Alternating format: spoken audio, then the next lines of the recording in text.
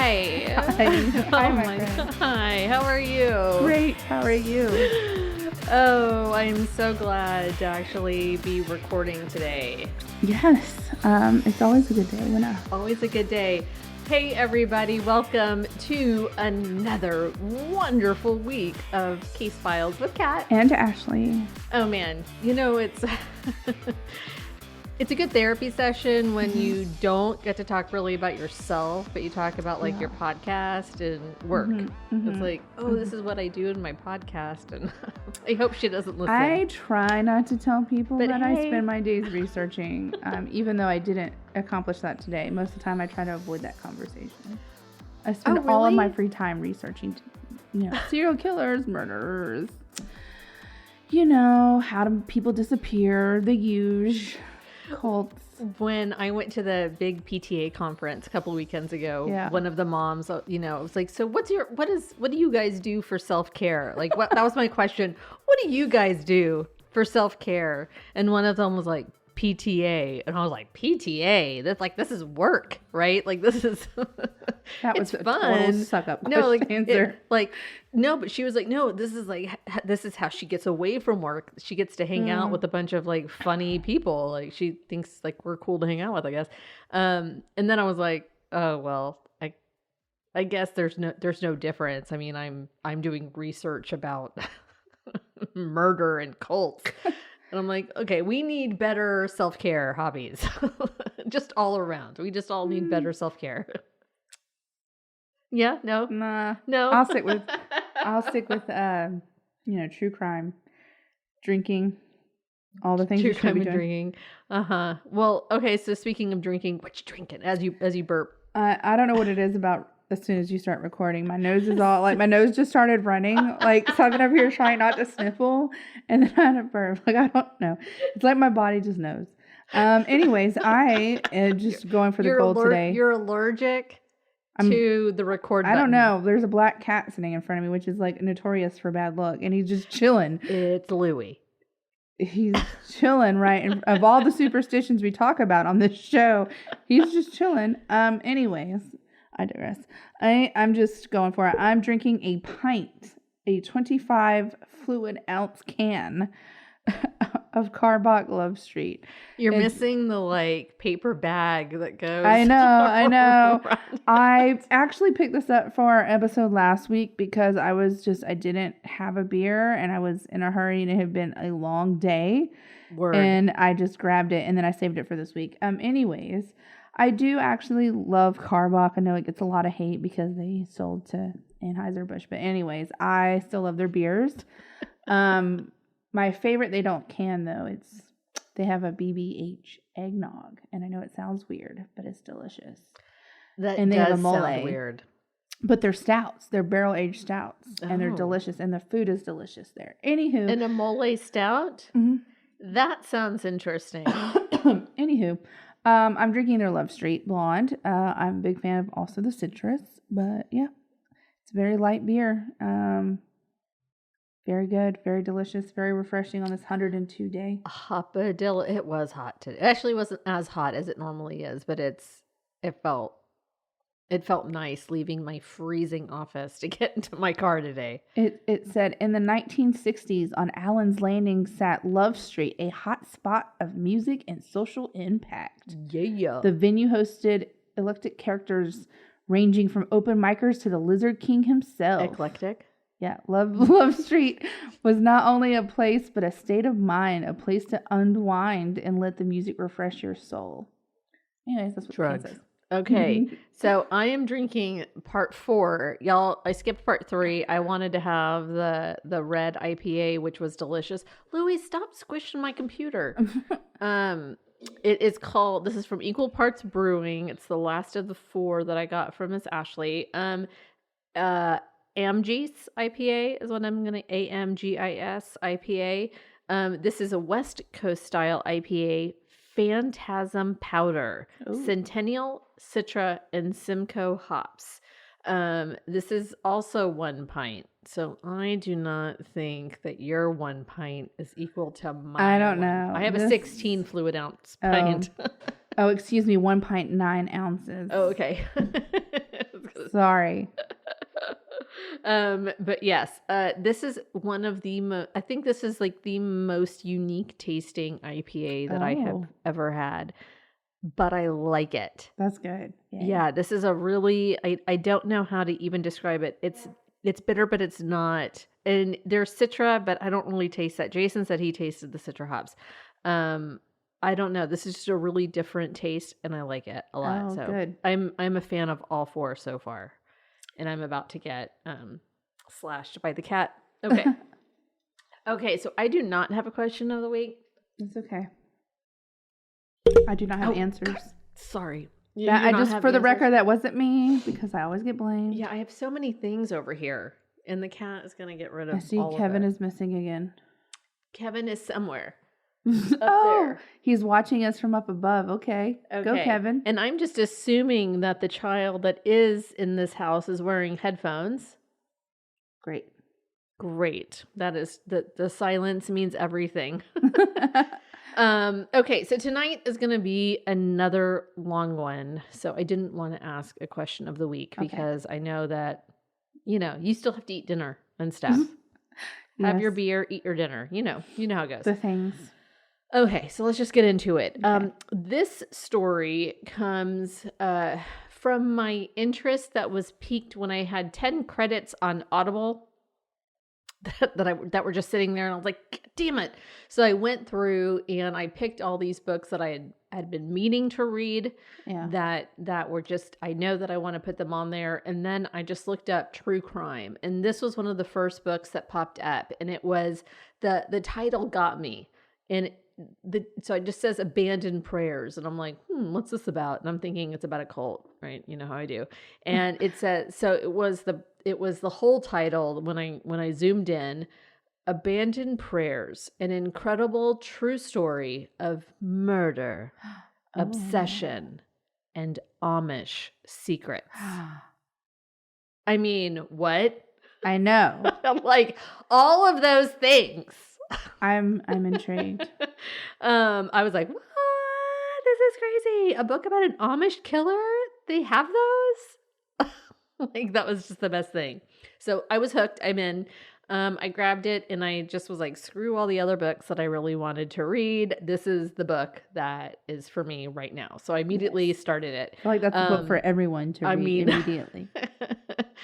Because first of all, I don't know that much about the Amish, and there's a lot to know, but that's just a part of this country. Yeah. Like the culture of this country. There's a lot of people that are Amish, right?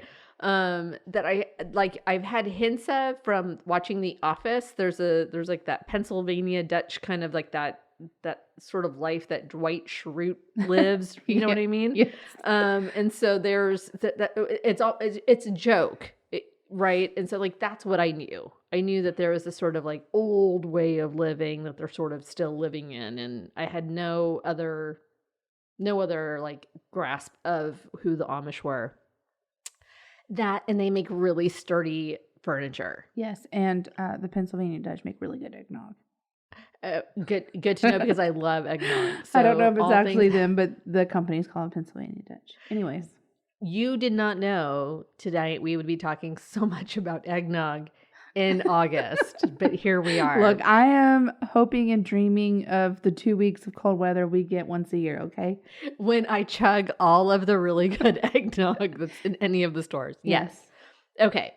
So my story tonight is going to revolve around a man named Eli Stutzman. Oh. But I'm going to give you some backstory that is a little bit Amish history, but a little bit his history too. There's not been like, when we usually do a serial killer, we do a famous story. There's usually like a Wikipedia page that kind of leads you to some more references and some. Yeah. There's none of that. So this was really this hefty book by Greg Olson, Abandoned Prayers, and a few old magazine articles, and just a little bit. I would have thought a serial killing Amish story would be like everywhere. I think it's not from lack of trying, because there's a on Discovery, there's an episode, or there's a TV show called like Murder in Amish Country or something like that. And so season 1 episode 2 is about Eli Stutzman, right? And what happened. But even that telling of this story is very different from the book. Even though Greg Olson is being interviewed, I feel some of the things are being told either there's an updated version of that, and so like I don't, but where does that information come from? Because that's hard to find, and so maybe it's newer information, and so there's just it just seemed like this, using this text as the basis for the story, felt a little bit, I felt like a little bit more secure in it. And there are some updates, but I felt like that episode had to shrink it down to 30 minutes or whatever it was. And it's such a huge and hefty story. Yeah. So read the book. It's worth reading. There are a lot of mentions of penises in it. So if you're not into that, don't read it. But, anyway, I'll get to that. Very interesting. Great description. Lots of penises. Okay. Okay. So Eli Stutzman had Eli E. Stutzman was the child of Eli H. Stutzman. Oh, they're all Eli. There's so many Elis. Okay. I need Eli, the older Eli married Susan Miller in the Amish Hills of Ohio. And after having a shit ton of babies, she ended up with a stooped back and a stretched belly. This woman had 13 children. Oh, hell no. 13 children. They did a lot of sex. They just did sexing a lot. Well, this was also the people that would end up working on your farm. So the more children you had, free labor. Hey, Jason and I say that all the time. You know, but free labor. 2, not 13. You've got a lot of work to catch up. I know. Oh, no. Nope. The factory is closed. Okay, so the fourth of the 13 children was a young little lad named Eli. He was born September 28th, 1950. Now, the Amish are super interesting, and they're all really different. Like, there isn't like one, I mean, just like all religions or whatever, it's not like this is the one doctrine that they're all living by. Right. Yes, they all live by the Bible, but there's different sects. So this particular group arrived in Ohio in the early 1800s, and they're the second largest population of the Old Order Amish. Okay. So like conservative, very conservative. With an estimated 80,240 members. The Amish believe in adult baptism, so not as a child, non-resistance, so never fighting in a war, and separation from the world. This is the part that varies from group to group. Okay, so like some are allowed to use farm equipment. Others are not, like modern day farm equipment, like a tractor. Others are not. So many of the 40 different sects are named for their founding bishops. So there's Troyer, Beachy, Schwarzentruber, Gesundheit, and so on. They all have their own way, yet nearly all resist any change. One of them says, no, where in the Bible does it say that we have to change? Well, it's kind of life. Okay. So the Schwarzentruber order founded settlements in the Ohio villages of Apple Creek, Kidron, and Fredericksburg. They were ultra conservative. This particular sect was like the most conservative of the Amish at this time. In this area anyway. Their bishop sets the rules they live under, called the Ordnung, which accounts for the differences between the orders. So like I said, like the tractors versus no tractors. Some men could have 3-inch rimmed hats. Some could have 4 or 5-inch rimmed. Oh, shit. I know. Watch out. Some could use rubber tires, while the others had to use wooden or steel. Some there's none of them could use like regular buttons. Like buttons were that's New World. Instead of, they used like just straight pins, so things like that. So, or like just different kinds of clasps. There was no elastic. Some in the high Amish were the ones who used a bit more of modern day conveniences like elastic. But the low Amish, which is where the Schwarzentroopers order was, they were low Amish, but also old world Amish, old order we need Amish. a flow chart. I know. It's like high, low. So high end, high class. Got it. Right. So so the Schwarzentroopers were some that did not have elastic. They did not use elastic in their underwear. There was just very, very conservative, but very like, we live like it was way back when. Yeah. Right. They didn't shave. They didn't, I don't know. Did they bathe every week? I don't know.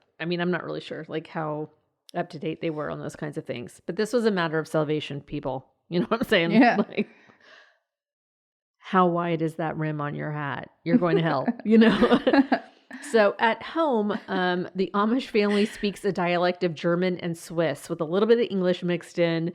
This is what some people call the Pennsylvania Dutch or Deutsch. When the Amish speak to people in the outside world or to do business or anything like that, they speak English. They call non-Amish folks Englishers. Interesting. I know. I thought that was going to... Okay. Anyway, so back to the Stutzmans. So the elder Eli was known as One Hand Eli because when he was 18, he was in a farming equipment accident. And so he was left with basically just, he was One Hand Eli. That was what he was called. And since there are so many Elis, you gotta have a nickname. So...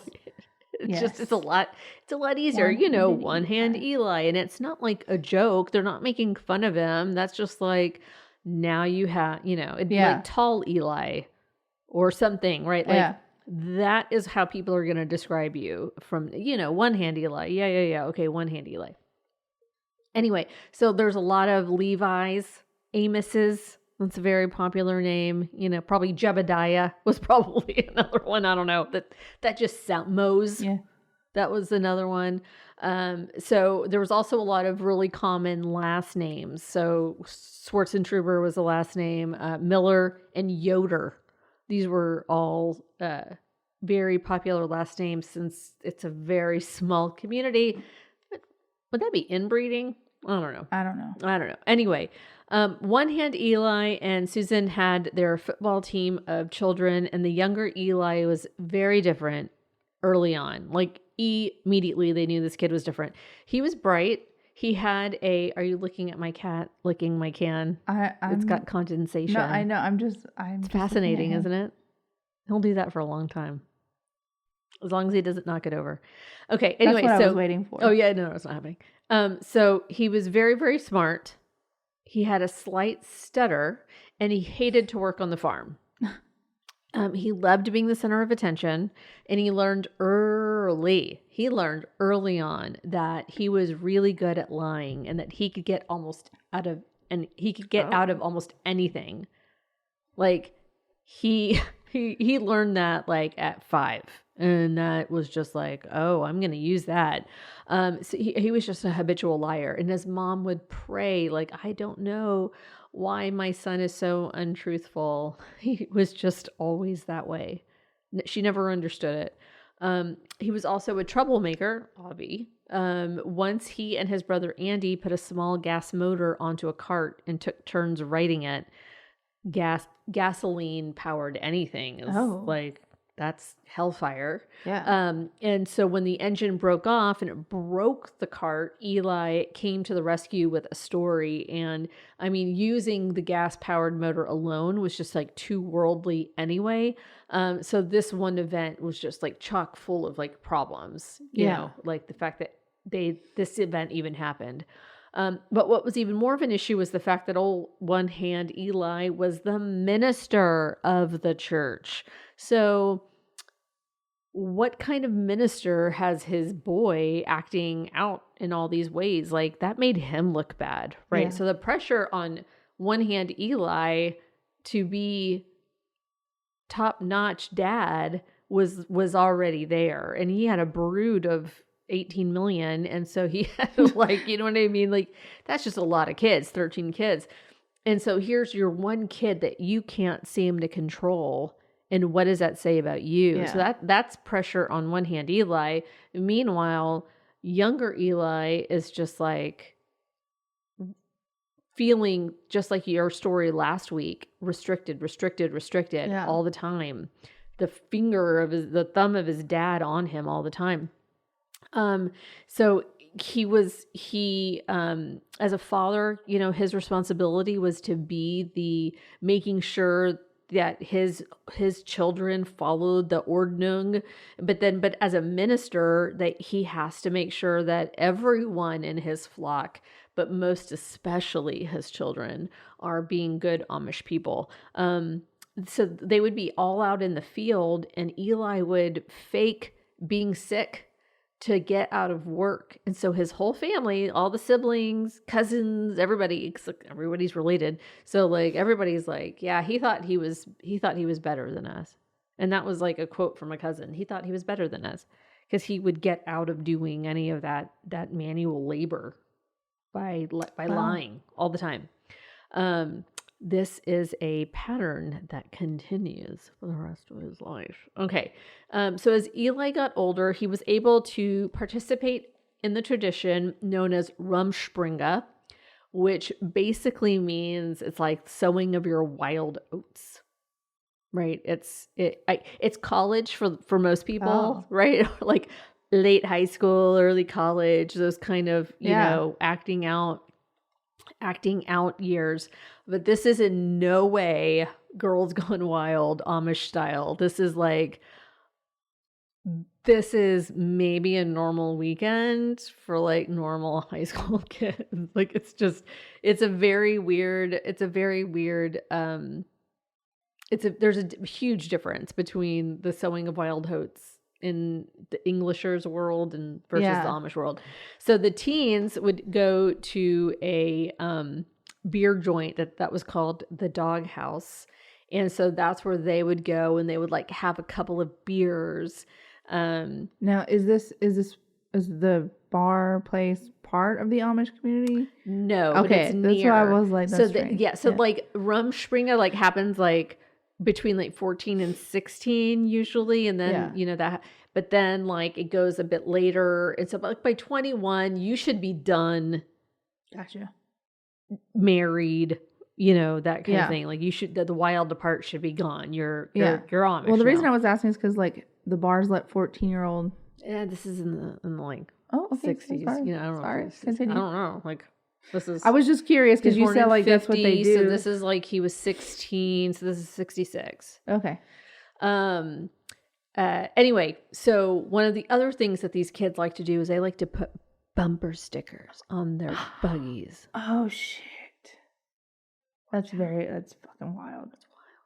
Girls Gone Wild, right? Definitely. And they listened to country music on radio.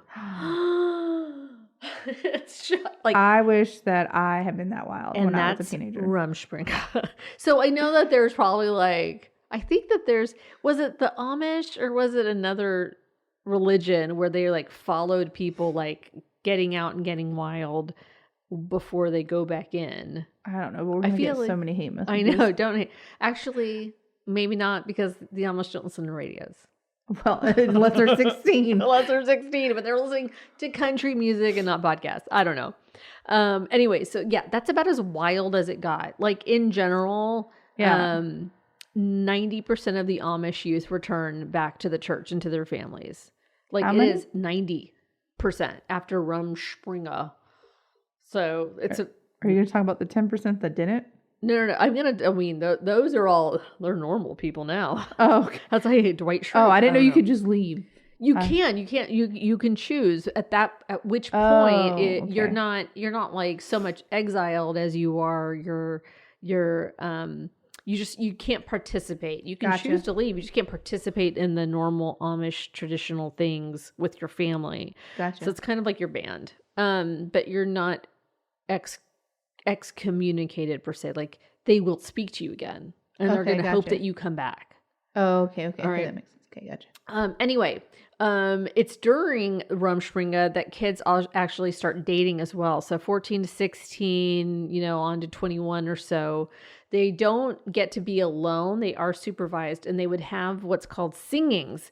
And this is where they'd get really crazy. They would eat food and they would sing church music. Bum, bum, bum. That is wild. So then it was co-ed. And so that's where kids would meet other kids, and that's what they would do. This was their social time. And it was at one of these signings that Eli meets Ida Gingrich. And so Ida thought Eli was all that in a bag of chips girlfriend. He was like 5'7" and 140 pounds, soaking wet. Oh, I know. Or he might have been 5'6". I don't know. He was tiny. He was super fit. He's working on the farm as much as he works on the farm. Yeah. And manual labor. I don't know how he got so fit by not really liking to do manual labor. Anyway, she wanted to show him her hair. I assume this is like a really wild. It is ordained by God to only be for the man you are going to marry, because it is the glory of your hair. She was like, that's the guy I'm going to show my hair to. Wow. I know. My standards have been fucking way too high. Way too high. That's funny. I'm going to show my hair. I'm going to shave mine off. All right. Anyway, so Eli and Ida dated for 4 years, which is an incredibly long time, especially when they were both baptized as adults in the Schwarzentruber church. So they joined the same church, and that was like, okay, now you get married. But Eli avoided that. He held on 4 years with this woman who was just like, I'm in love with him. And there's a lot of his history that I'm going to cut out of this story because there is just so much. He moved around a lot. He was like a gypsy, and he just moved and had this whole crazy life. He was living his best life, but nobody really knew what was going on. In different Amish communities, or just in the real world? Yes and yes. Yes and yes.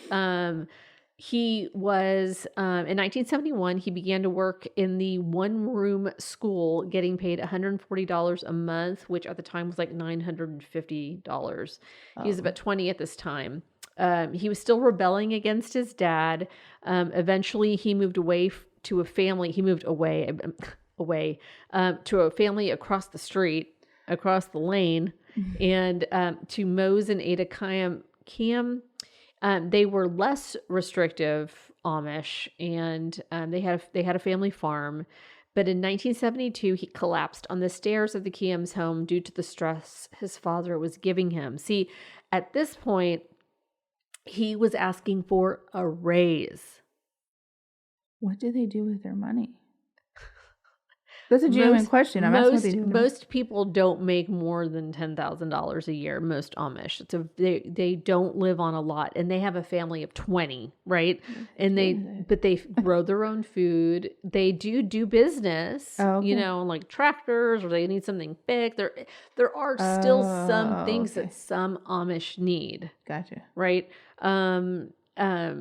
But he was a 21-year-old. He was like, why shouldn't he ask for a raise? Or, but I think it was like, why do you need the money? Yeah. But they didn't know what was going on with him in the real world, right? Like he was doing stuff, right? So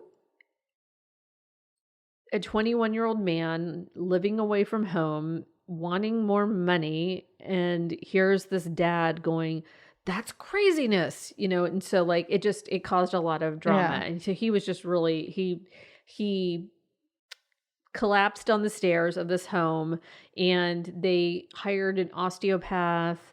They they got him a reflexologist, a chiropractor. They were trying all these things, and they just kept saying he was really wound up. Just his body was so tight, and doctors were like, you can't survive like that. Like just being that freaked out and stressed out all the time. Like there were all kinds of things going on with him. But at one point, the guy where he was living, he was like, what's wrong? You're crying. And he was like, I've just had an erection and I can't make it go away. And it was just like, what? Well, they're not allowed to do anything about, are they? I don't know. I mean, I don't know, but I didn't know if it's this is just the beginning. Genuine questions, because I don't know any Amish I know, you people. don't know. So soon, though, he was clean shaven, had short hair, had updated the buggy he drove. He had a nice dashboard on his buggy. And his dad was not having it. His dad just about lost it. He went to the sheriff and had him involuntarily committed. Wow. Like, they are serious. My son has a horse on his button. A button. Put him in the mental institution, and they did it. Wow. Isn't that crazy? So after he gets out, he's like, peace, y'all. I'm not Amish anymore. So, I mean, like, what did he think what was going to happen? I mean, he put his son in the mental institution. In August of 1972, Eli was excommunicated from the old order, and he went to live with a couple named Liz and Leroy Chupp on Stoll Farms. And it was a new order Amish couple. And they took Eli in. He told them about the breakdown and said he wanted to work in exchange for room and board, and he wanted to speak English to his pupils at recess. I mean, just crazy, because you don't speak English unless you're away from the farm or away from the community.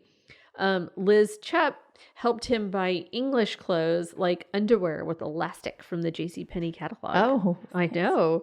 And then he eventually saved up enough money to buy a 1970 Oldsmobile. Stoll Farms became sort of like where the Amish kids who were trying to leave the Amish world would go, and as a halfway house, sort of, Oh, okay. Like it was they were still Amish, but they weren't that kind of Amish. So they had a TV and a radio. That kind of Amish. But that's still a lot. But still very much Amish. So Stoll Farms was that place. So Abe Stutzman, Eli's cousin, James Yoder, and Chris Schwartzentruber, so hard for me to say, also ended up there, like working with the horses and stuff like that. In 1973, Eli bought his friend John Yoder a pair of red bikini underwear for his birthday, which he then tried to get John to try on in front of everybody, which embarrassed him. The man does not have any care in the world for anybody else's feelings but his own. Like, it's crazy. Like, no. It's like buying, it would be like just buying the principal of a school a pair of underwear, and like, it's weird. Like, you would not do that. You don't know your friend very well. By 1974, there was some drama that Eli got himself wrapped up in. It involved drugs. He bought some drugs and some people that he had met. But anyway, he was a part of the sting operation through the sheriff's department.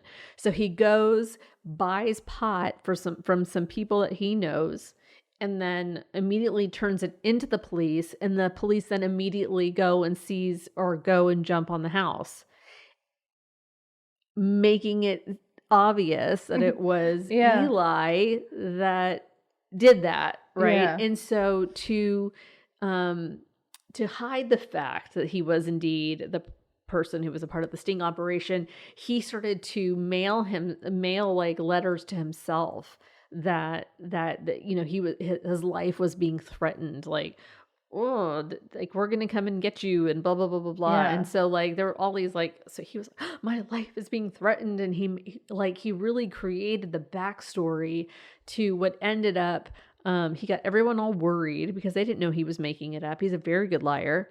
And at one point, he even faked an attack in the barn at Stoll Farms.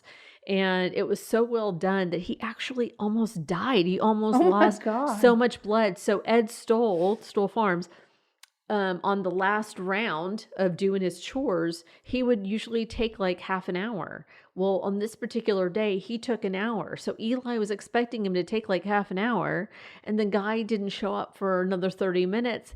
And Eli's words to him are, "What took you so long?" Which seemed weird to him at the time.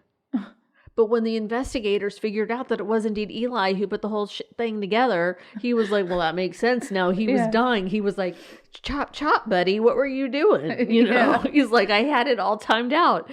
But he had like made up this whole story that he was attacked, and he tried to get some people with a pitchfork, but there was like nobody else's blood there. He actually cut himself. He cut himself deep enough to then bleed out in a bucket, and then he like sprayed it all over splashed it so it looked so it looked like some crazy death scene. And so then he like lays down. It's all because he lost so much blood. But all this was just because the people, yes, it's just because of the pot. They weren't even really threatening him though, right? Like he was doing more damage to himself. Yes, he made up. He's the one who wrote the threatening letters. There was nobody threatening him. So stupid. Like you're worried someone's going to kill you, so you're just like killing yourself. Yes. God, it would have been better if he died. So fast forward to August 1975. There's so much of this man's life that in this time period, I don't have the time. You don't have the patience to get through this man's life. So like he sleeps with some girls, gets one pregnant, pays for their abortion, and he's still just partying and having lots and lots and lots of sex. Anyway, August 1975, when Eli decides to become Amish again. Man, okay. So really, so much happens in between now and then. But he went back and he asks for forgiveness, and he goes to church, and the Amish are like, cool, you can stay. Give him back his job as teaching kids. Just like that. Wow. The Amish are incredibly forgiving. He was just like, yeah, that's cool. No problem. No harm, no foul. Just great. So he decides, you know what? I'm going to marry Ida. It's been 4 years. And despite all the warnings from everybody, she felt it in her heart that she should marry him. Now, at the time in Ohio, you had to get blood tests. They did not know why you had to get blood tests. They were like, if it's negative, you can't get married. If it's positive, you can. So they're like negative. For everybody at the just time. The Amish? Yeah, they used to have to do. So the Amish, weird. Well, the Amish did not know that what these tests were testing for were venereal diseases. Oh. So if they got like the X, that means no, God does not want you to get married. It's not a clean test. But they didn't know what that meant. They just thought it was God's will. So they took the test again, and it was negative again, or bad again. And so then somehow Eli gets a positive test. So some people presume that he probably paid somebody to forge test or to say that it was whatever. But basically, he had syphilis. Wow. He married a woman on purpose, knowing he had syphilis. He was worldly enough to know that that's what he was going. He had syphilis. It might explain behavior. I don't know how long he had it, but the man was living the life that nobody knew about. Yeah. Here I go. He's a fucking jerk. Anyway. After a night out drinking with friends. Okay, so Ida and... let me get back. In December, Ida and Eli get married. Okay. Okay, they get married. He had syphilis. Right. Okay. Fucking jerk. Okay, so he marries Ida. Within a few weeks, she's pregnant. Like within a few weeks, she's pregnant. So she's got syphilis now too, I guess. I don't know. I guess she didn't know what it was. Can't you tell? If you have syphilis, I don't know. Maybe she didn't. I mean, I never had syphilis. So they do not learn about sex unless it's from like their I'm parents. not making fun before No, anyone says, like I was do genuinely not- asking if they you do could not tell. know about sex until, I don't know, I've never known anybody who has had syphilis, nor have I had it myself.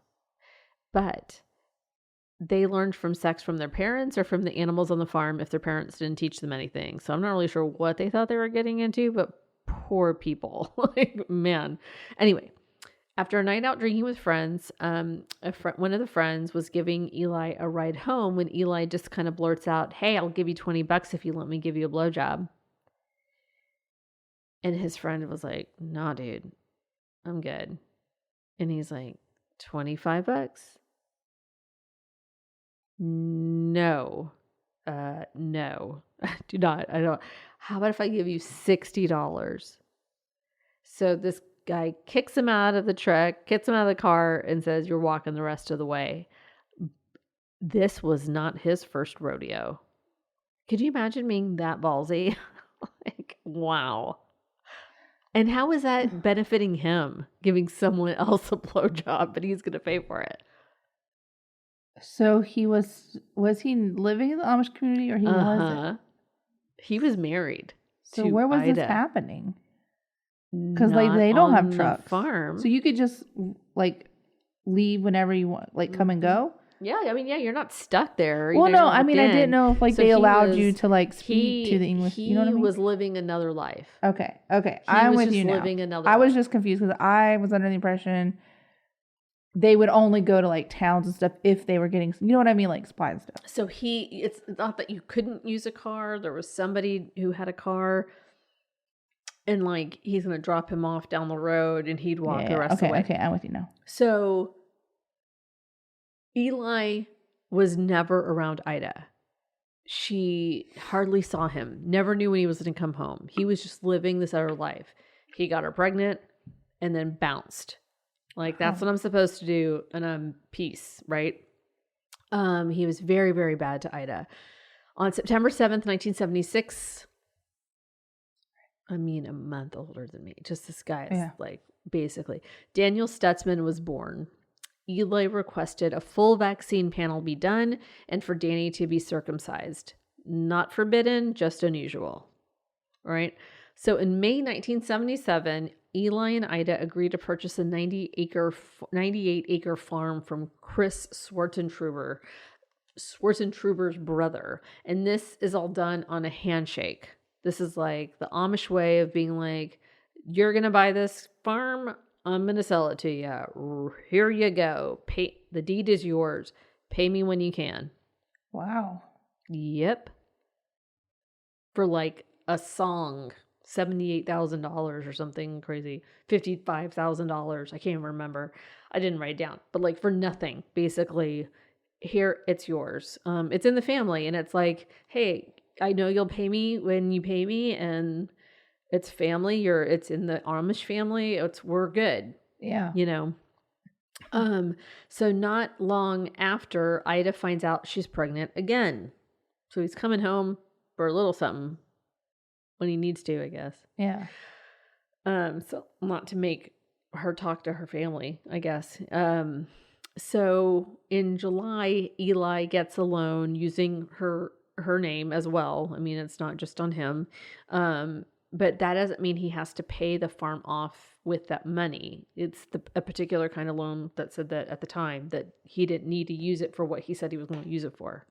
I'm not sure how that works, but okay. It's a home loan, but you don't have to use it to pay off your home loan, I guess. I don't know. But he does make payments to Daniel Swartzentruber, but rather than paying it off all at once, he's paying him in payments. So he has the money, could have paid him all at once, but he chooses not to. So anyway, he's living high on the hog. Anyway, that same month, July of 1977, the younger brother of Abe Stuzman, also named Eli, was hired to work.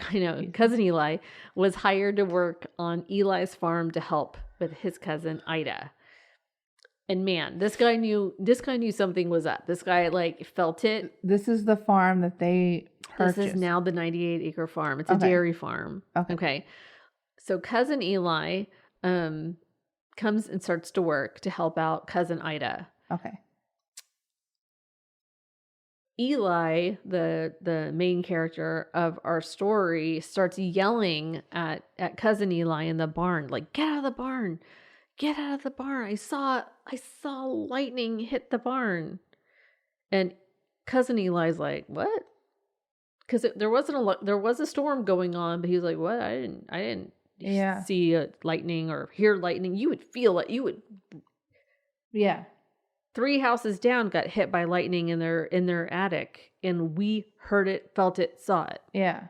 And I was sitting in the I would think the animals would be acting weird. It was. Yeah, it's a dairy farm. I don't know what a cow's gonna do. Do cows run? They run, but I mean, damn. Like, mooing? I don't know.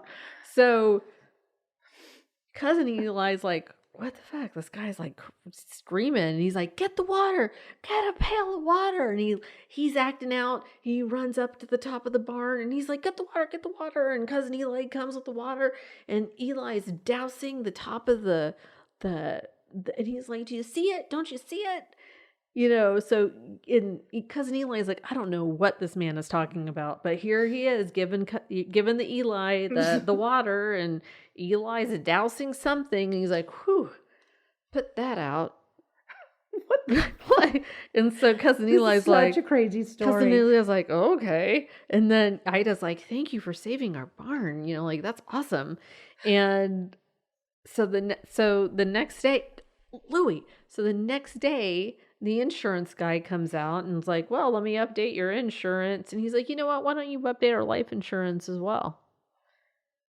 Come and do our life insurance policies. So when I die, Ida gets everything. And when Ida dies, I get everything. And then if we both die, Danny gets everything. And the guy's like, yeah, sure, that's fine. So guess what happens? Does Ida die? Guess what happens? All right. So I win a prize. So that evening, so the barn's on fire. Douse it. Insurance man comes up midnight that night. You're telling me the same day he does a life insurance policy? Same day. Wow. That is ballsy. That is very ballsy. Midnight that night.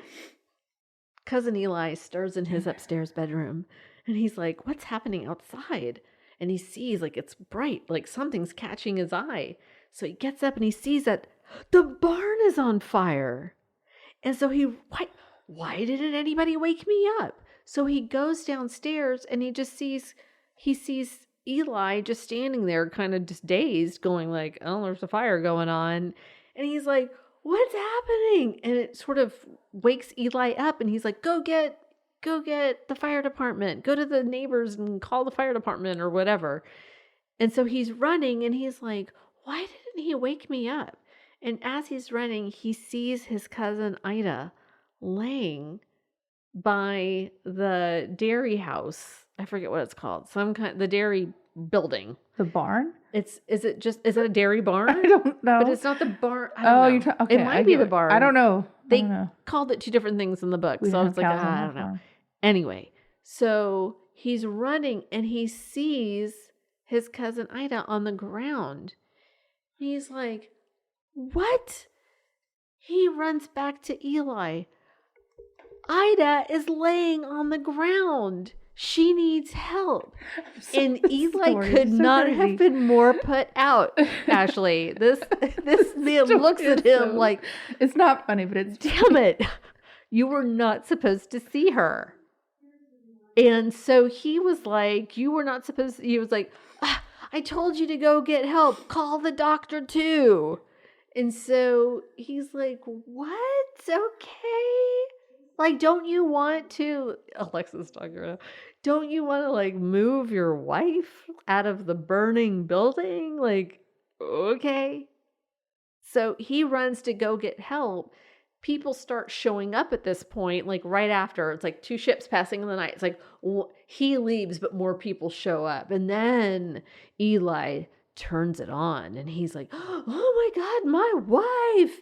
And they pick her up and they move her far, far away, but she's not breathing at this point. And he's like, oh my goodness, like she's had a heart condition since she was a baby.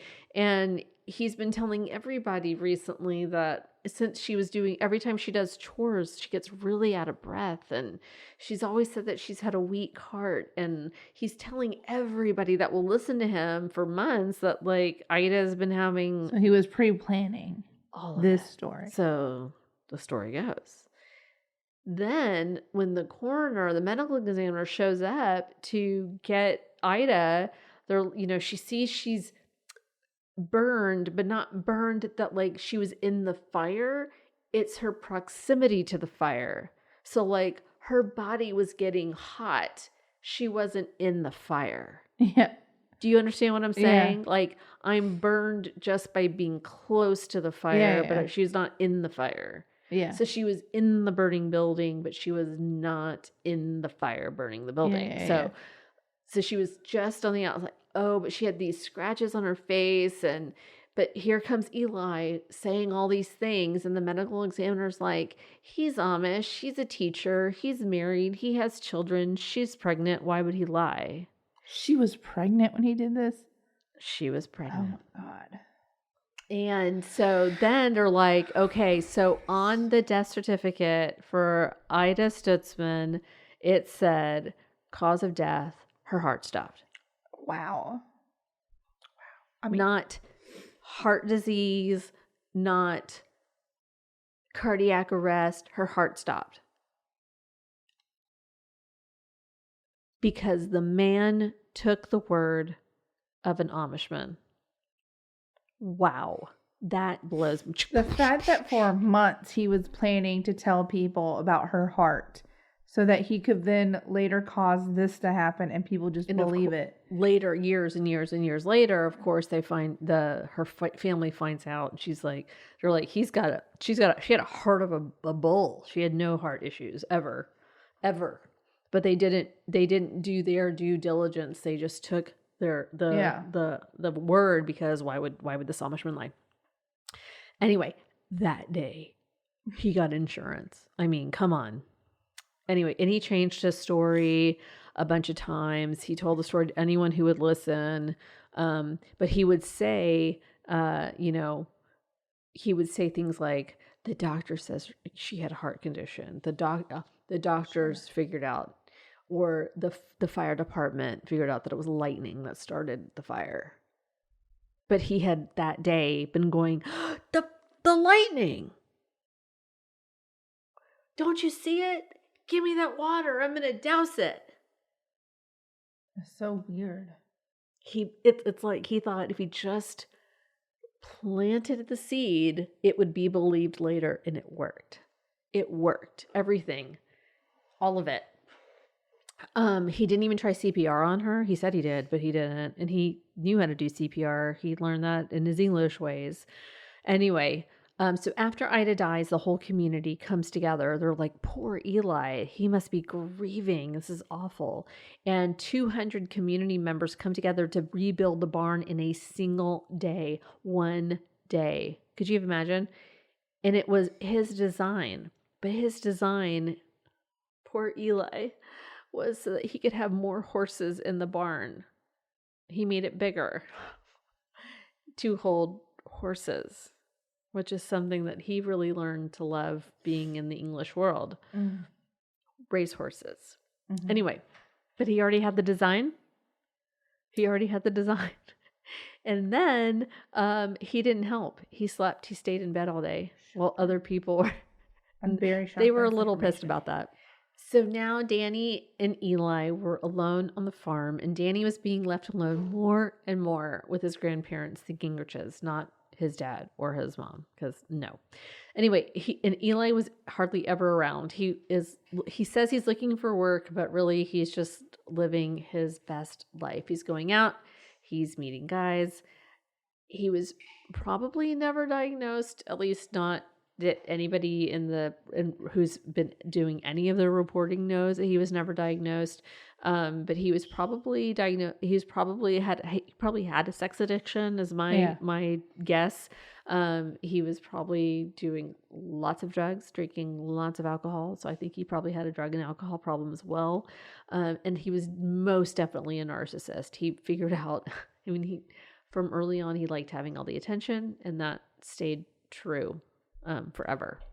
So after Ida dies, he's depending on his family now to take care of Danny, and family come onto the farm as well. And so his brother-in-laws, Amos and Andy, they were twins. They're 15. They come and they spend the night with the Stutzmans, Danny and Eli. And each of them, it wasn't until years later that they said anything, but each of them had an encounter with him trying to push his erect penis. I told you we were talking about penises. You're saying that the twins at 15 had an experience with Eli. Eli. Mm-hmm. I thought you meant the son. Sorry, with Eli. Okay. Wow. They ignored him, so we stopped. At least he stopped. But at least he stopped. Yeah, but they didn't realize it until many, many years later that they had both had that same experience on that same night, which is gross. They kept it a secret. Anyway, a year after Ida dies, Eli started acting crazy, and the sheriff's department came back to the house and took him to the mental hospital for a week. I think this was his really, honestly, either it's the syphilis or it's the, I think that it was him lying to get out of work, lying to get out of whatever. He got to be hooked up on drugs you know what I mean? Like this was like his vacation, you know? Yeah. So he got to go to the hospital for a week. He wasn't going to church anymore, and everyone kind of saw the signs that he was not going to be Amish again. And they were right. He sold the cows of the dairy farm, got a new job training horses in Georgia, but he couldn't take Danny, so he asked his cousin Abe Stutzman to take care of Danny while Eli was working, and he agreed. He spent time in Georgia and in Florida without Danny, and he got to live his best single game dad's life. He came back all tan, clean shaven, wearing short shorts. He was ready to be an Englisher. He added electricity to the farm, telephone lines, and he started buying and training race horses, which is why he had that barn. It was like a long game. He got to learn all about the gay scene while he was traveling, and his place became the hotbed for like gay parties. They had gay parties in his barn, and he was, getting hired to train horses, so he was doing pretty well for himself. But it was still like everybody kind of looking at you because you're still living on this family-owned farm. I mean, technically, you own it, yes, but it was like for the Amish going, we lost even more land to the Englishers. He was using a gay men's magazine called The Advocate to meet new lovers. And so he would put an ad out that was like gay Amish man. And then they would start writing letters like looking for someone who likes to live on a farm, and so people would meet, he would meet other kind of rancher cowboy kind of guys. And so they would write letters. He started to take pictures. The Amish don't take pictures. They say it steals your soul or whatever. So he would, have pictures of himself. He was just, strong little dude. He's not little, he's 5'7", but anyway, so this is how he was meeting men. And so he would have pen pals, and he got to know a few.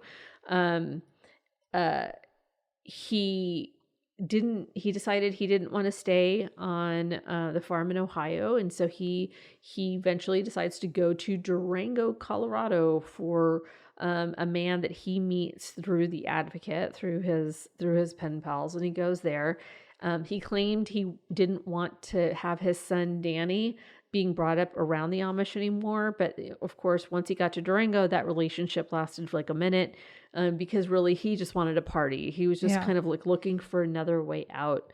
Eli was bringing Danny so to parties, and people began to get worried because Danny was like slapping men on their butts and undoing belt buckles of men, and he is like a little boy at this point. So some people said they thought about reporting Eli, but they didn't, because if they did, then they would be outing themselves. So this is like late 70s, early 80s, and that would be like, that could be a death sentence for some people, you know.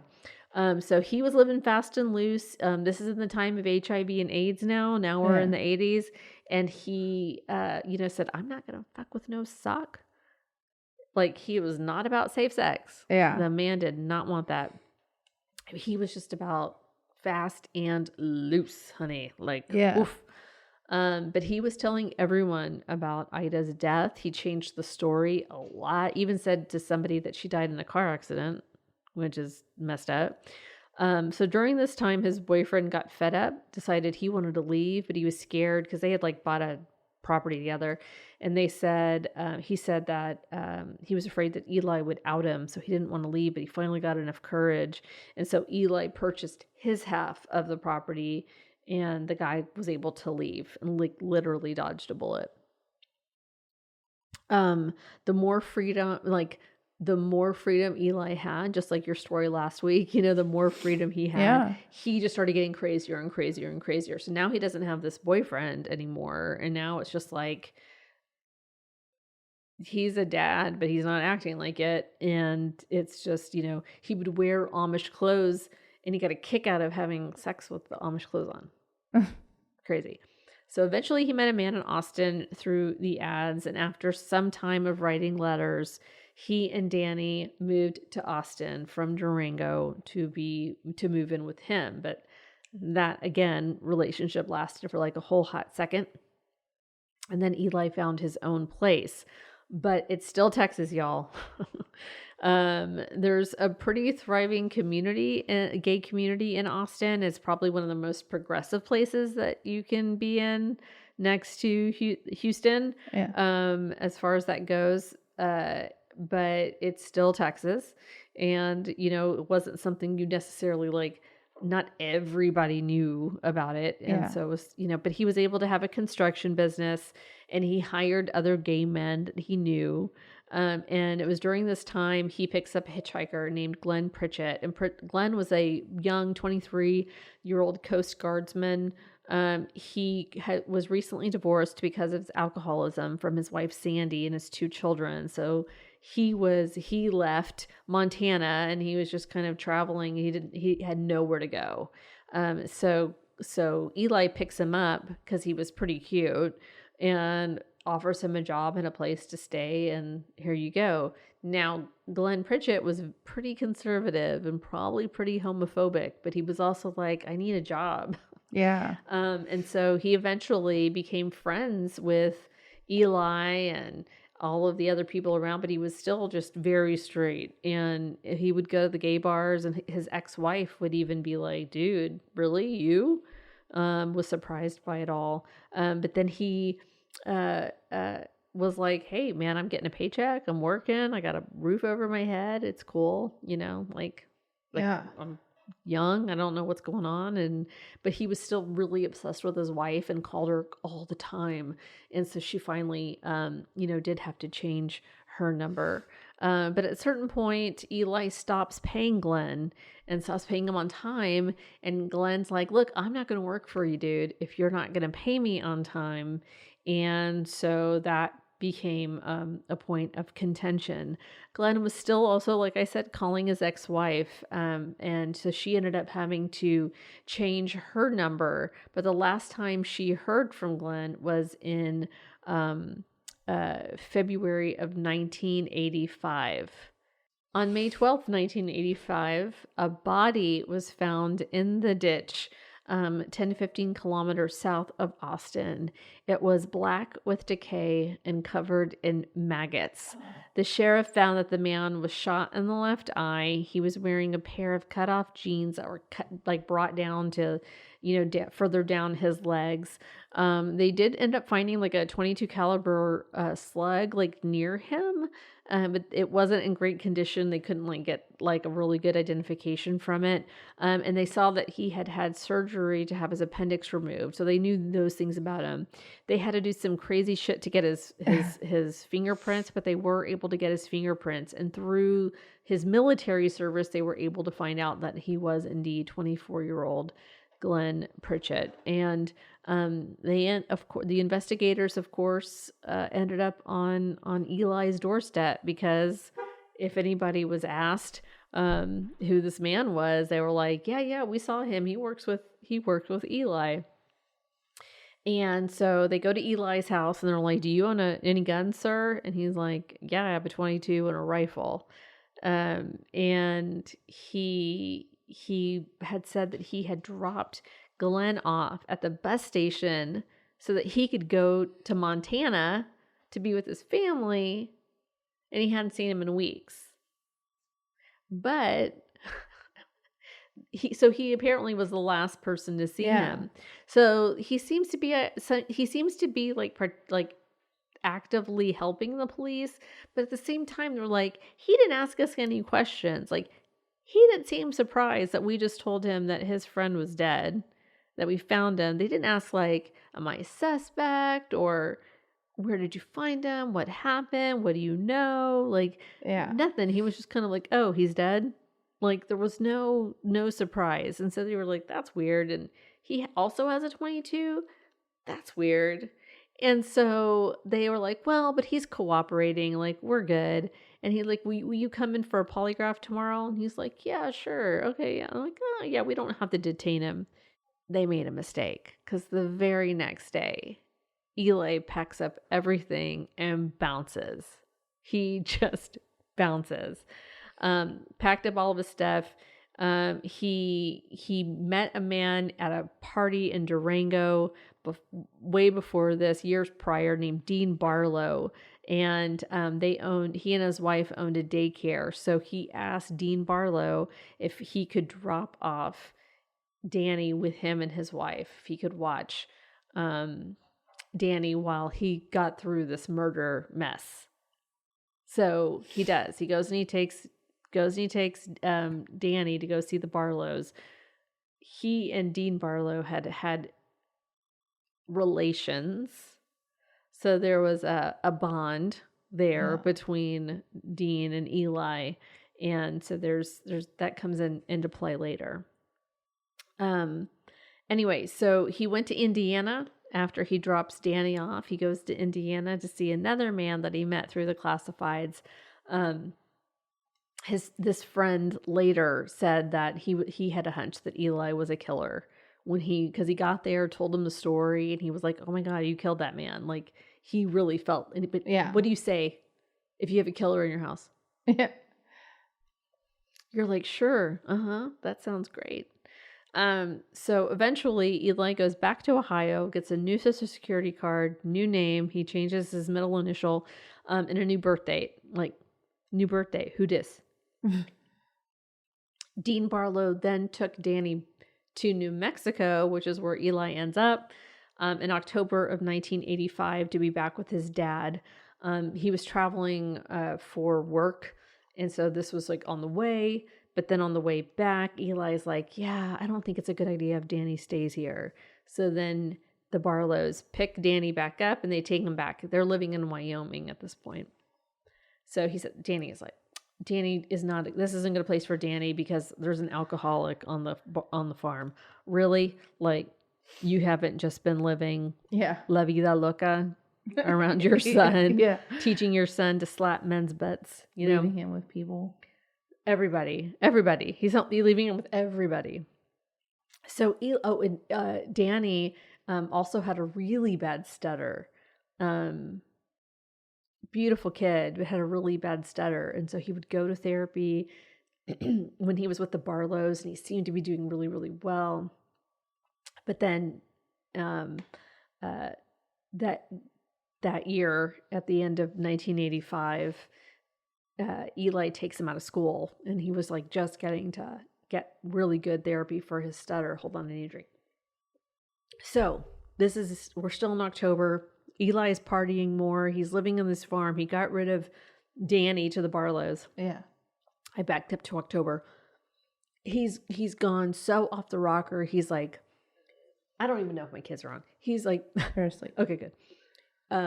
He's like, he was caught masturbating in front of the owner's son, like just stark naked. Wow. Like, so eventually he gets fired. Like he is, when I say living la vida loca, he is, oh my gosh, doing all the things.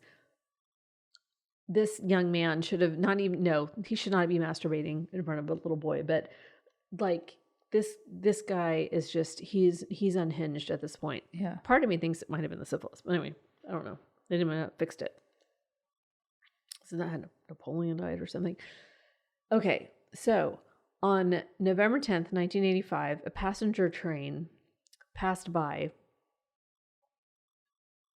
He's in New Mexico. Remember this. Passes by, and there's a passenger who sees a body in the back of a truck by an auto shop. It's said to have been David Tyler, the 36-year-old, one of the co-owners of the transmission shop. He was bludgeoned to death.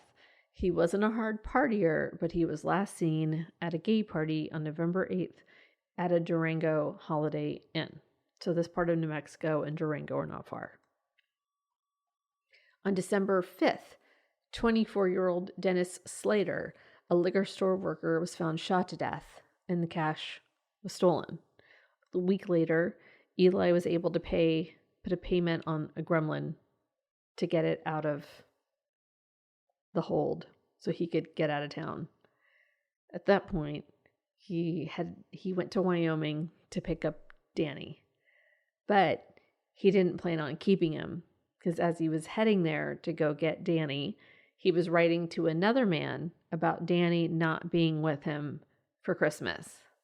So he was going to go and visit him. So a little foreshadowing. On Christmas Eve, the body of a little boy in a brand new blue sleeper was found in a ditch in Nebraska. The town adopted this unknown little boy, and they called him Little Boy Blue, which took over the media.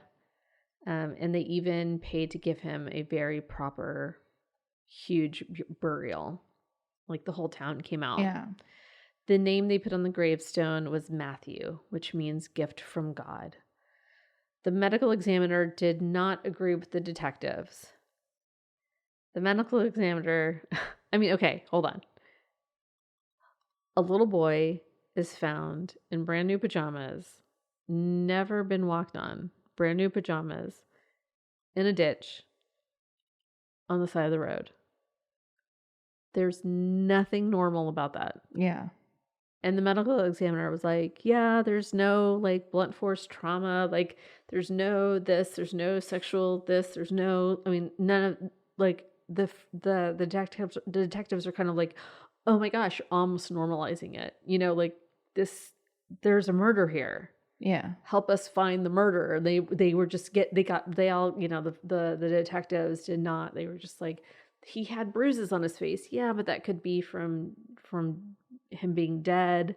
It was frozen outside. This happens when this happens, blah, blah, blah, blah, blah. So like there's lots of little things I'm not going to go into here. But, yeah, he was found in a ditch in brand new pajamas. Anyway, they put a sketch drawing. The police even airbrushed the sketch drawing. They airbrushed a picture of his corpse to make it look like what they thought he might look like. Because the critters had already gotten to bits of his face. Yeah. So he didn't have the top lip and little bits of his nose. So an artist airbrushed the picture to make it look like what they think his nose and lip might have looked like. And he had separated teeth, buck teeth, a little bit, little kids' teeth, they weren't huge. you know, Yeah, you could yeah. tell they were little buck teeth, um, and it, and then that's like what went everywhere. Lots of people called. They thought it was like their family, you know, like their person, but you know, it wasn't. There was no leads. Yeah. Um, Meanwhile, Eli shows up in Ohio and is lying to everyone because they're Amish. They don't know. They don't know. You know, these people don't know. The people who would care are, you know, like his grandparents. They don't watch TV. They don't know any of this kind of stuff.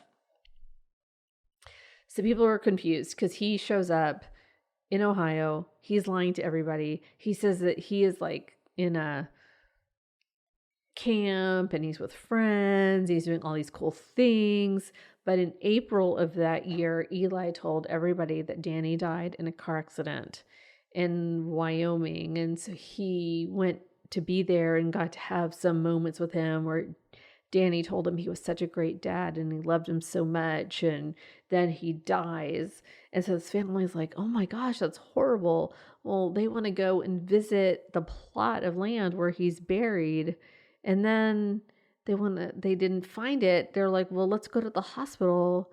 And the hospital's like, no, that didn't happen. And so they're just so confused. And then they go to the Barlows and they're like, what is this? Like, about Danny dying. And they're like, what are you talking about? Eli came and picked him up, and that's the last we've seen of him. That was like in the middle of December. He took him out of school, and that's the last anybody's seen of him.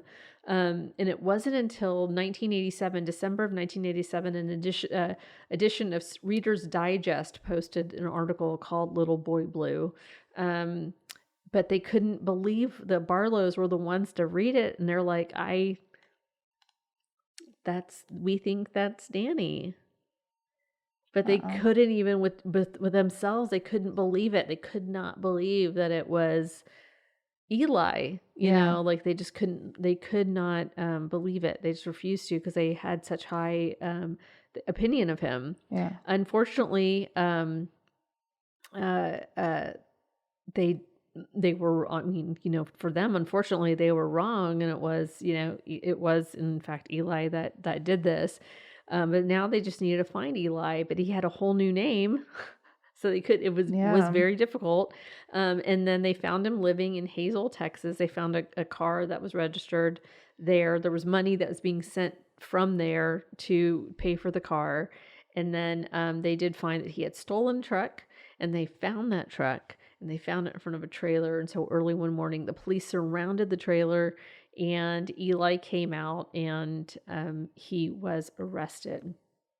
Unfortunately, they could only pin Eli with felony child abuse, and he had only speak publicly about the case in the Nebraska courtroom. He said that while driving from Wyoming, where Danny had been staying with foster parents, to Ohio, he found the boy dead in the vehicle, his eyes rolled back in his head and his complexion white. Danny wasn't breathing and had no pulse. He said, adding that the boy had developed a respiratory illness while in Wyoming. I had difficulty facing the fact that he had died, Stutzman said. I couldn't understand. I couldn't figure out why. He said he tried to revive his son, and then he spent several hours with the boy's body along the roadside and prayed for him. Then he put Danny's body in a ditch and covered it with snow. I decided to leave him and let God take care of him, Stutzman said. When asked why he didn't seek help or alert authorities, he responded, "That's what I still keep asking myself today. I could not figure out what happened. I wish now I would have."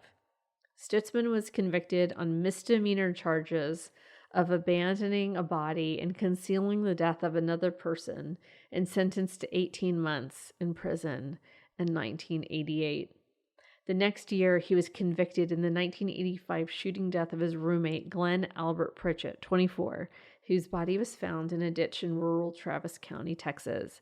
Pritchett worked for Stutzman's construction company and lived in the same house with Stutzman and his son. He was sentenced to 40 years in prison, but paroled in 2002. On February 6, 2007, Eli Stutzman, 56, was found dead in his Fort Worth, Texas apartment. He was high on coke, he was HIV positive, and all alone in the world. He slit his wrist, wrapped himself up in a blanket, laid down on the couch, and died miserably alone. Damn. And that is my story. Wow. That was a very wild roller coaster of a ride. Oh my gosh. I tell you what. It was a wild roller coaster to learn about. God damn, I hope it recorded. It did. I don't think I could sit through it again with all the Eli's and the farms, and I need a chart. So and there was so much I left out. I know. Just know that he was like into butt plugs. That's all you need to know. And apparently he had a really large penis. Wow. Like legendary, apparently. Oh. Yeah. Like the porn star that's real famous. Ron Jeremy? Holmes? Oh, I don't know. There's another one. Holmes? I don't know. Somebody Holmes? I have no idea. Anyway, puts that guy to shame. Oh, okay then. Yeah. So like that's what we're like, wow, he's kind of weird. But he's got a big Look, cock. I will Google true crime shit and serial killers. I am not about to Google who's that porn star with the big penis. John Holmes or something. Because I will never get that shit off my phone, okay? This will be the one time I die on the way home or something, and I'll be like, oh, this is what she was Googling.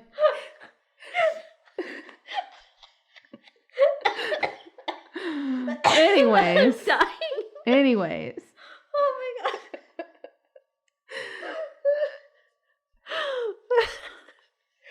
Oh my That god. was a great story. Oh my god. That's a great ending.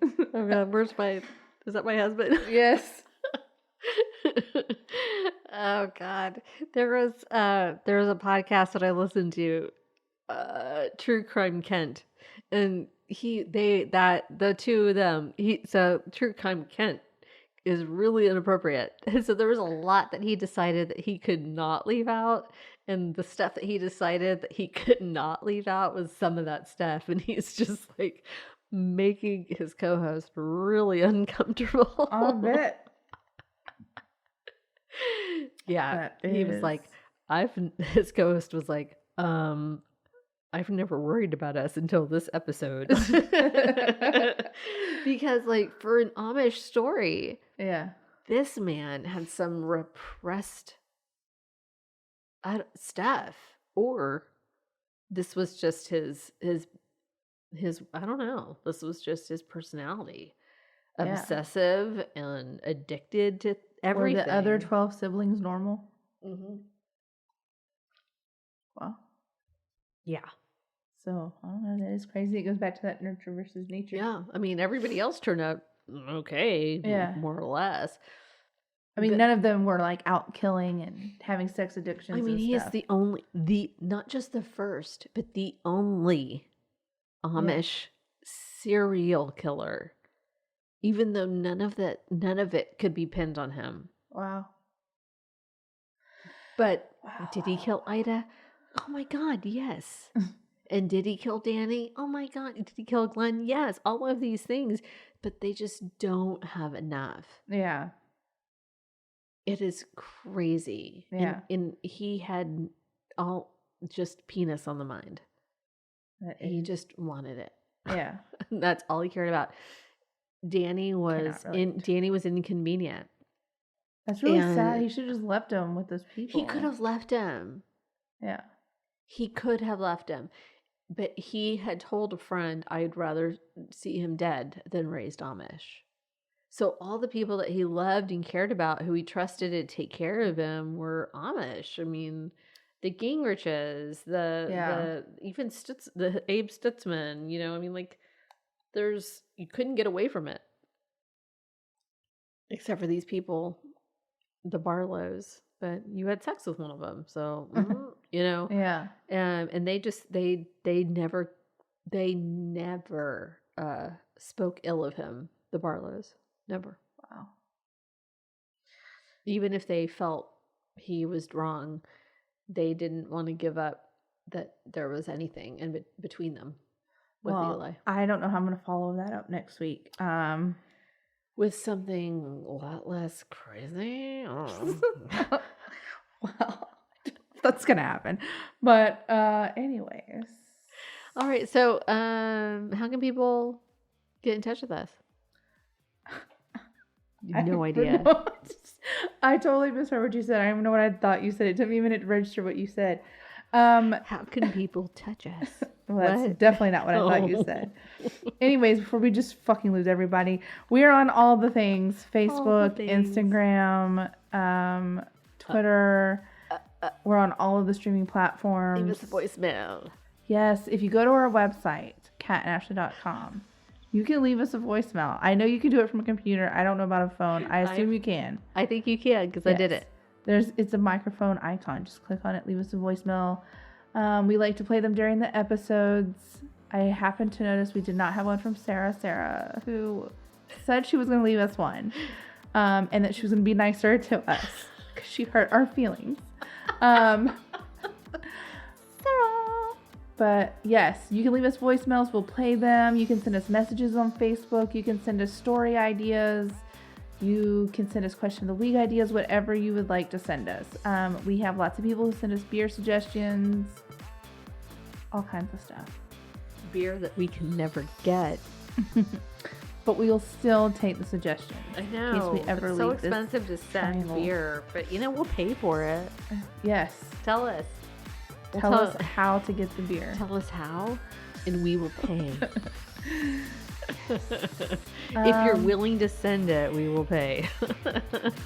I feel like those are all the announcements. Okay, those are all the announcements. Those are all the things, people. Just follow us on social media. School is starting soon for some of you, so good luck to all of you, because next Wednesday is the first day of school for us.